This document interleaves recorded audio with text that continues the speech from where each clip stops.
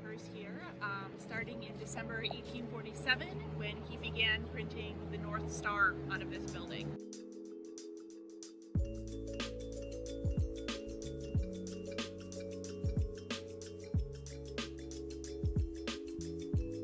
This is the Talman Building where Frederick Douglass printed his three Rochester-based newspapers. The first beginning in December 1847 was the North Star. A few years later, it became Frederick Douglass's paper, and then years after that, it became the Douglass Monthly. But all of them were printed here in this building, which he was in until 1863. Douglass really had an understanding of the importance of print to the abolitionist cause from reading William Lloyd Garrison's newspaper, The Liberator, which was based out of Boston. And so that was a newspaper that was really influential to his thinking as a young man. And he came to understand the power of the printed word and the power that a newspaper like that could have on changing people's opinions about the abolitionist movement and about the lives of African Americans. I don't actually know where the printing press came from. I do know that it was not the best press for printing a newspaper, and he had a lot of logistical and then financial problems because of the press that he chose. He writes to friends about buying the type for the presses. He was very close with a number of English abolitionists at this time who were sending him money, sending him advice about printing. But once he gets here and he has a press, it's not really up to the task. And so that was a challenge. He ended up working with a different printer in this building at a cost of $20 a week to actually do the printing for the North Star, where he had a lot of passion and a lot of interest. But the sort of technical aspects of printing were a challenge for him initially. Eventually he gets things figured out, he gets a press that works, he's bringing in his sons to come in and help to set type, so it really becomes a family kind of affair getting the newspaper out. But there were definitely some technical challenges along the way. The North Star, we think at its peak had roughly 700 or so subscribers, mainly people in New York, some of what was then the West, so Ohio, Indiana, Pennsylvania. There was some competition between the North Star and William Lloyd Garrison's The Liberator newspaper, so while some people in New England did subscribe, it wasn't quite as many as he had hoped. Douglass was also really hopeful that a lot of African American families would subscribe to the North Star, and for a variety of reasons, I think including the cost of the paper, they never really subscribed in droves. So it was mainly a white readership. And at this time, families and friends also shared newspapers because the cost relative to today was so much higher. And so that's one reason why the newspapers, relatively so few of them still exist today, because they would be read across a whole family, they would be shared across town, across a parish, and so they were really well read and well used. So there's a few reasons for that. One reason is that he wanted to be away from Boston and away from William Lloyd Garrison and his sort of circle of influence. He wanted some fresh people, fresh ideas. Rochester was a growing city at the time. In 1847, there's about 50,000 people here, but you have the Erie Canal, so you have a lot of people coming through. So another reason Douglass came to Rochester was Isaac and Amy Post, who were a Quaker couple from Long Island who had moved up to Rochester.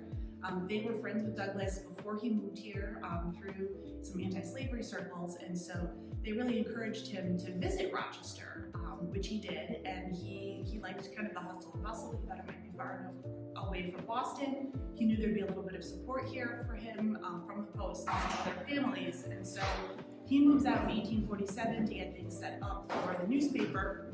And a little bit later in 1848, he goes back to Lynn, Massachusetts, where he had been working, and he brings his wife and his children.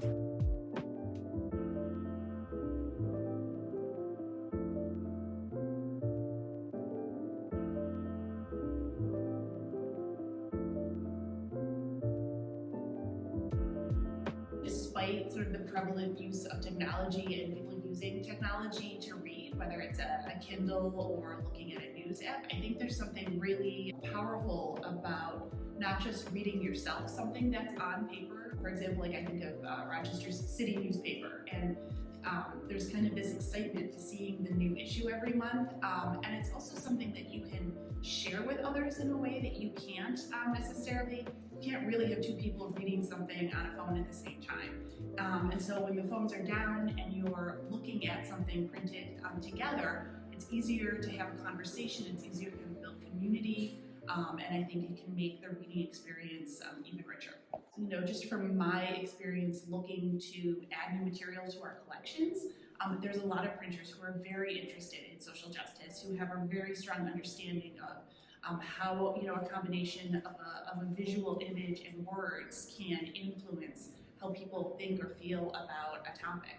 And so I think that that's something that hasn't ever really died down. When you look at posters from the civil rights movement, homemade posters and signs that women made for the Women's March in Washington, I think that, you know, even as printing technology changes, I think that printers and artists are always going to be interested in how their creation can affect social change. So at the University of Rochester, we have a really wonderful Frederick Douglass collection that my predecessors in Rare Books and Special Collections have spent many, many years building.